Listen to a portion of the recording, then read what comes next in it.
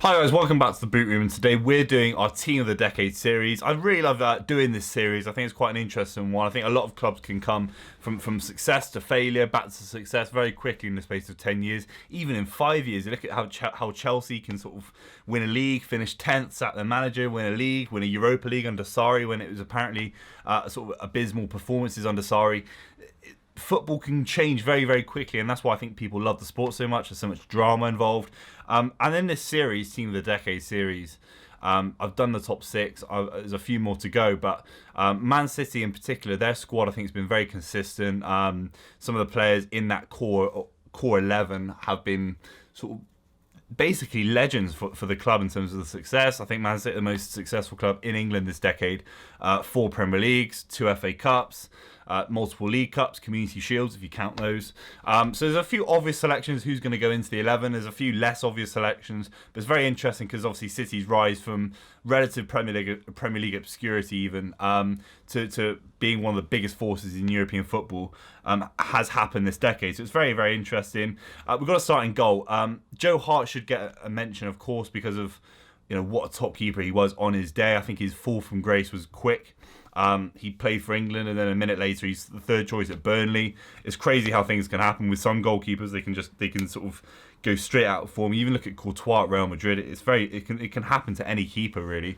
And Ederson's come in at a very young age, very high price tag. And at the time, there were questions about can he play out from the back? Is he good enough to move from Portugal to the Premier League and be a force in the Premier League? And there's no question his physicality is brilliant. His shot stopping is brilliant. I think he's a bit quiet. I think his leadership's maybe not there yet. I think you're looking at Joe Hart as someone who's very, very vocal. Sometimes too vocal even. I think, he probably lost a bit of focus, Joe Hart, in some matches because of how vocal he was from the back. But Ederson has got so much time to improve and become even better than he already is. And he's definitely top 5 keepers in the world. I think that's fair to say. And he's still quite young, about 26 years old. And 2 Premier League titles, plays out from the back with ease. I mean, I was lucky enough to see him drill an 80-yard pass to Aguero from his goal line. And Aguero touches it and obviously chips the Huddersfield keeper, I believe, and Ederson got an assist. So he's given out assists. There's no question he's got to be in this Team of the Decade for just how brilliant he sort of slotted into Guardiola. And could Guardiola have won the Premier League the way he did? Well, both Premier Leagues without Ederson playing out from the back? I'm not too sure he'd agree with you. Right back, Zabaleta for me, Man City fan favourite, cult hero. Joined just before the decade in 2008 and played a ton of games. People forget he scored the first goal against QPR in the first Premier League win. He was just a stalwart in that side, and he goes down very, very favourably. One of the best right backs in the Premier League era, no question as well, in terms of actual pure quality on the ball, going up and down the pitch. Very balanced defender, loud, commanding, but not too assertive. If that makes sense. Not too much of a dick or anything. But very balanced fullback, and I think that's great to see. Kyle Walker obviously gets a mention for 2 Premier League wins, FA Cup, League Cup, whatever you want to say. Pacey and powerful, a bit more of an athlete than Zabaleta, I think that's fair to say. But Zabaleta, no question, did it in the early years, was there way before sort of even the main success came, and even played under Guardiola for 1 season as well. So he was there, he was constant enough to be in this side, no question. Vincent Company next to him, played 265 times.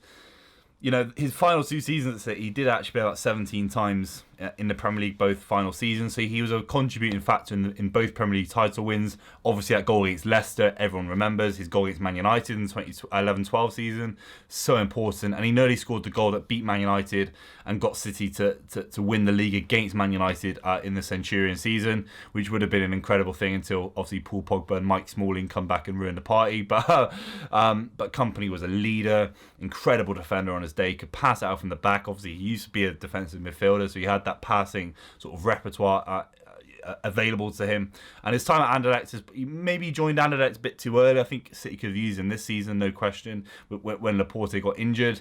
But Vincent Company, obviously one of the best defenders, one of the best players City's ever seen, and certainly even the Premier League's ever seen.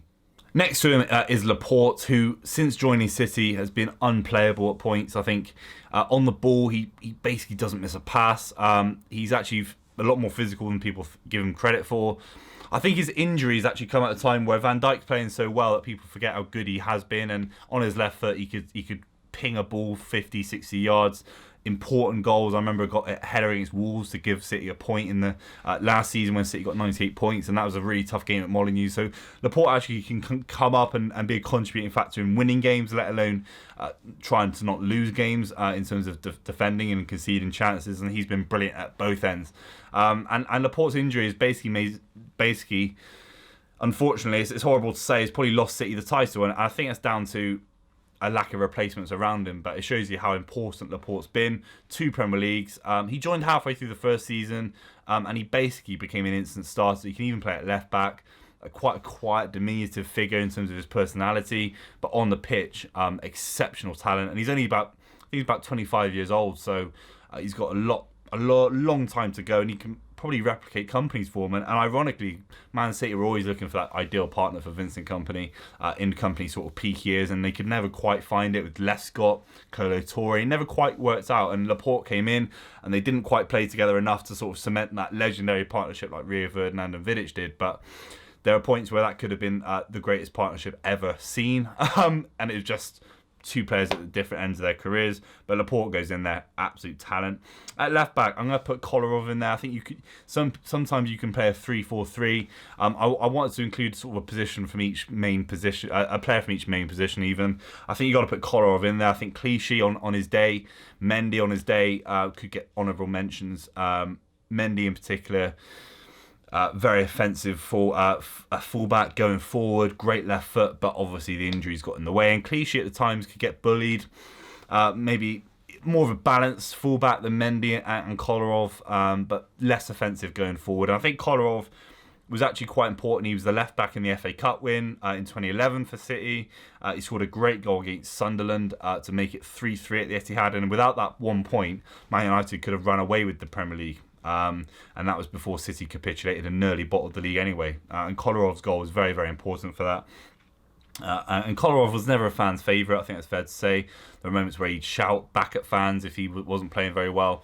But to stay at the club for about 7 years, a lot longer than I think he even thought he was going to stay, I think it shows you, he was one of the best left-backs on his day in the Premier League. Maybe not for legacy's sake, but definitely at City.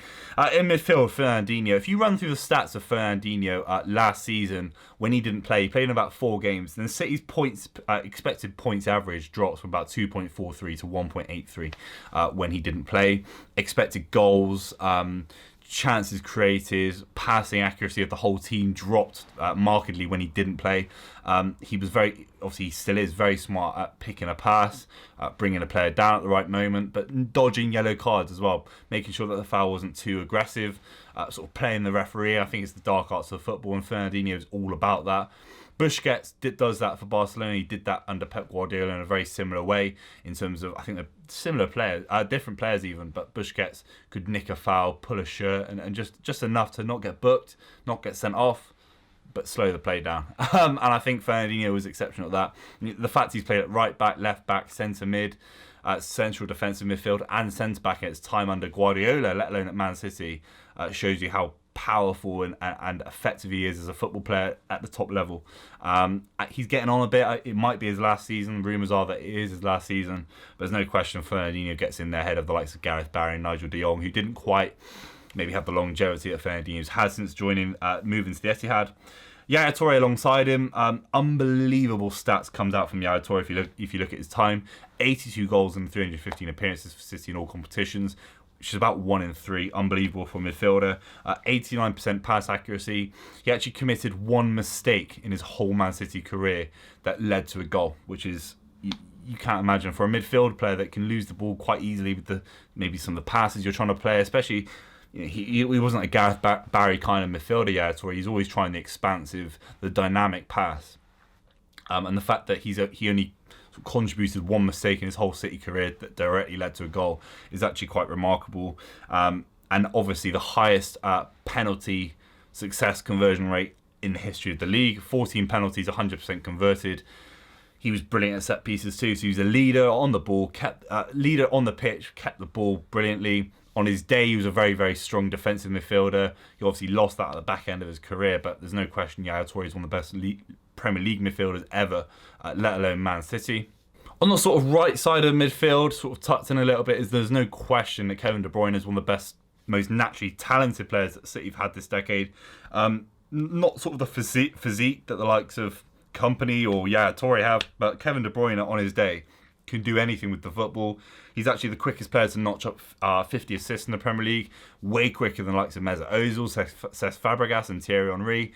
And if he stays in the league for another 3, 4, 5 years, his records will be unbelievable. Plus, there was a season there where he actually was injured for a lot of it as well. And Kevin De Bruyne on his day is unplayable. Great set-piece delivery, great first-time cross delivery in open play, and obviously actually converts a few chances as well. A couple of the goals against Arsenal a couple of months ago were absolutely exceptional. And then on the left is arguably City's greatest ever player, David Silva. 400 games for the Citizens. He's notched up about 83 Premier League assists, 745 chances created since he joined at the start, literally the earliest possible start to the decade in terms of the very first season, 2010 to 11, after winning the World Cup with Spain, moved from Valencia, and those 745 chances, no one's actually bettered that in that time period since he joined. It shows you that despite being quite a low-key kind of guy, quite an unassuming character, a very small, diminutive figure on the pitch, his quality, his delivery, those little incisive passes between the centre-back and the full-back with the perfect weight on them, even important goals, makes David Silva Man City's probably best ever player, certainly in the Premier League era. I think some City fans, diehard City fans, would say someone like Colin Bell maybe lives up to that as well. But David Silva, scary on his day, absolutely scary. Next to Sergio Aguero is the highest scorer in City history, 172 goals in 252 appearances. No, it's not Bianchi. No, it's not Adebayor. It's obviously Sergio Aguero. Aguero on his day can score any type of goal. I think people remember the volleys, people remember the long-range strikes, people remember the dribbling kind of goals where he goes past 3 players. Even the one that's got like a 1% gradient sort of angle against Liverpool, against Pepe Reina. Any type of goal, one of the most natural finishes the Premier League's ever seen, let alone the fact he can actually run at players, create opportunities for other players, and he actually works hard off the ball. One of the best strikers in Premier League history, no question. And for 38 million quid, you see some of the players going for that sort of money now. There's absolutely no debate that Sergio Aguero goes down as one of the best signings in the Premier League decade. Maybe that's another video for another time. And next to him, Raheem Sterling. When he first joined City, there were question marks about the guy. I think, is he a bit of just a sort of winger that can just whip a ball in and see what happens? But he's become way more than that. He's become a dynamic, creative asset for Man City, scoring his own goals, creating his own chances, being a leader on the pitch, scoring goals that directly contribute to City maintaining momentum and winning Premier League titles, as opposed to that sort of classic narrative about Raheem Sterling being a tap-in merchant. Raheem Sterling's gone far beyond that and actually turned into someone that creates his own chances, is a world-class attacking sort of player, and 57 goals and 148 appearances with tons of assists, tons of direct goal opportunities created. He's young, he's humble, what he represents off the pitch. His work rate off the ball is phenomenal. And you look at Liverpool now, who are doing brilliantly well as the time of making this video. He's one of the only players in this lineup that would actually potentially challenge sort of Mane and Salah in terms of getting in the Liverpool side. I think he's that ubiquitous as a player. His talents range to any kind of club, any kind of manager. Any manager would want him in their side. There's no question about that. And that's the lineup. So Sterling just behind Aguero in a free-floating role in a sort of a 4-4-2. Guys, yeah, let me know what you think about that lineup. There's obviously a load of players that I've missed out. Edin Dzeko, the likes of Fernando. No, only joking. But Nigel de Jong could get in there, no question. John Stones, Otamendi, one of those two maybe. For the most recent Premier League wins, they were decent on their day. I think they get slagged off a little bit too much. Joe Hart, should he have gone in goal potentially? Who knows? But yeah, let me know in the comments below what you thought about that, guys. Make sure you like, comment, and subscribe to The Boot Room, and I'll see you soon.